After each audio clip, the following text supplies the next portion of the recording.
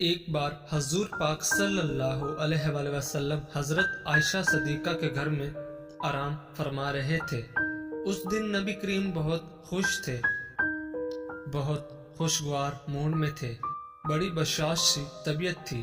حضرت عائشہ صدیقہ جب آپ کے پاس تشریف لائیں تو آپ صلی اللہ علیہ وآلہ وسلم نے مسکرا کر فرمایا، اے عائشہ مانگو آج جو مانگنا ہے۔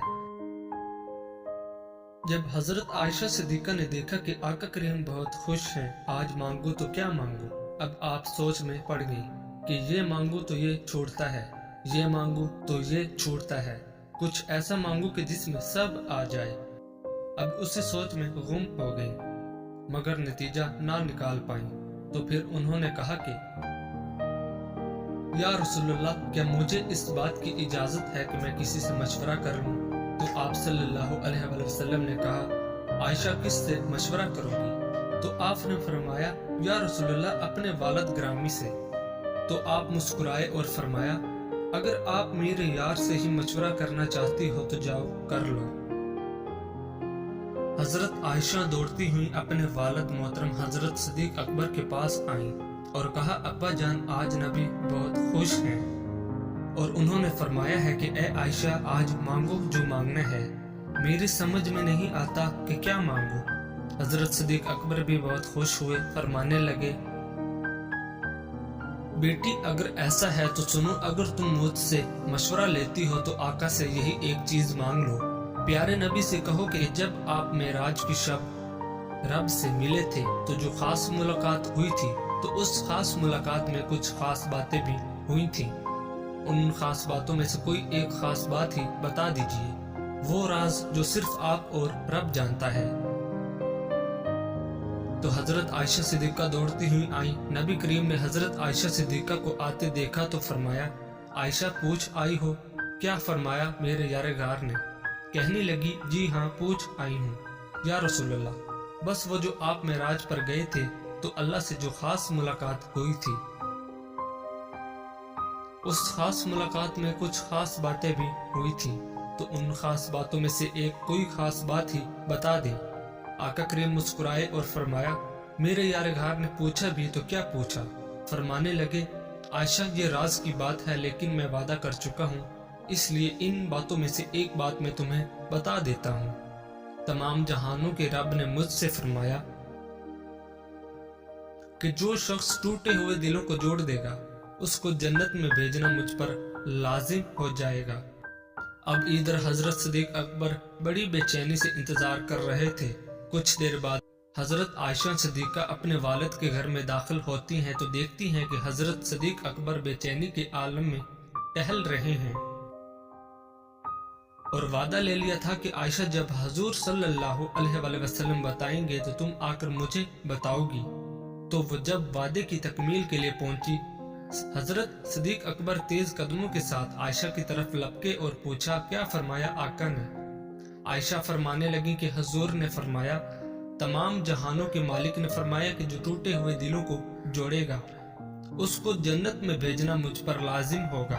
یہ سننا تھا کہ حضرت صدیق اکبر نے زاروں کی طرح رونا شروع کر دیا۔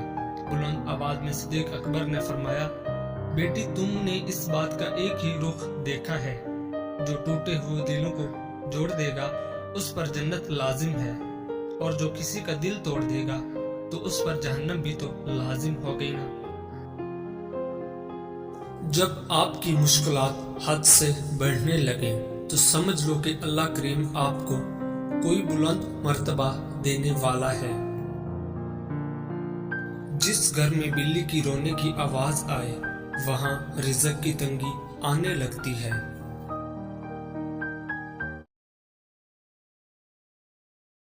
جب دولت قریب آتی ہے تو دروازے پر سائل اور خواب میں دولت نظر آنا شروع ہو جاتی ہے۔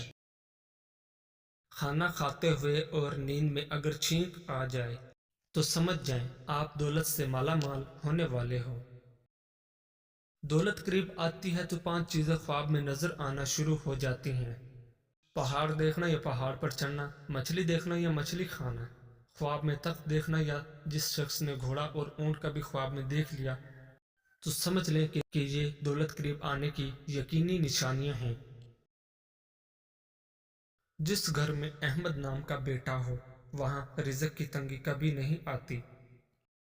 کھانا کھاتے وقت تمہاری زبان دانتوں تلے آ جائے تو سمجھ جاؤ کہ تمہاری قسمت رنگ لانے والی ہے اور تمہیں کامیابی ملنے والی ہے۔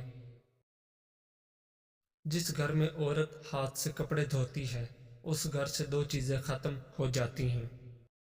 نمبر 1، ہاتھ سے کپڑے دھونا ڈپریشن کو دور کرتا ہے۔ کپڑوں کا دھونا رنج و غم اور غضن و ملال کو دور کرتا ہے۔ جب آپ کو ہر وقت کسی کی یاد ستائے اور دل صرف اسی سے بات کرنے کو کرے تو سمجھ جاؤ۔ جب آپ کو ہر وقت کسی کی یاد ستائے اور دل صرف اسی سے بات کرنے کو کرے اس پر ظاہر کرو کہ میں تمہارے بغیر ادھورا ہوں اور وہ خود آپ سے رابطہ رکھے گا، مگر شرط یہ ہے کہ اس کو بھی آپ سے محبت ہو۔ گھر میں خیر و برکت لانا چاہتے ہو تو گھر سے دو چیزیں نکال دو۔ نمبر 1، گھر میں دیواروں پر لگی جانور کی نقش۔ نمبر 2، بلا مقصد گھر میں پالا ہوا کتا۔ ان کی وجہ سے خیر و برکت کے فرشتے نہیں آتے۔ کسی فکر کو قبول کیے بغیر اس پر غور کرنا آپ کی تعلیم یافتہ ہونے کی نشانی ہے۔ جو شخص بہانہ بنانے میں بہت اچھا ہو وہ کسی اور کام میں اچھا نہیں ہو سکتا۔ بے وقوف آدمی کا اصل المیہ یہ ہے کہ اس کی کوئی حماقت آخری نہیں ہوتی۔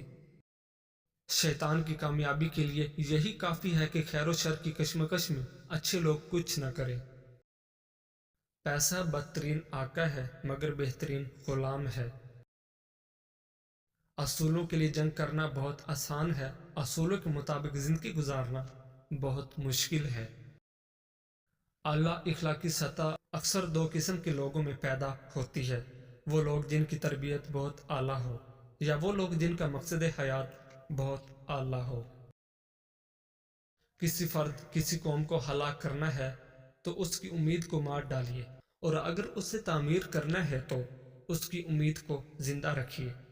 وہ آدمی نادان ہے جو ماضی سے نہیں سیکھتا اور بار بار پرانی غلطیاں دہراتا ہے، مگر وہ آدمی زیادہ نادان ہے جو ماضی سے سیکھتا ہے اور ہر دفعہ نئی غلطی کرتا ہے۔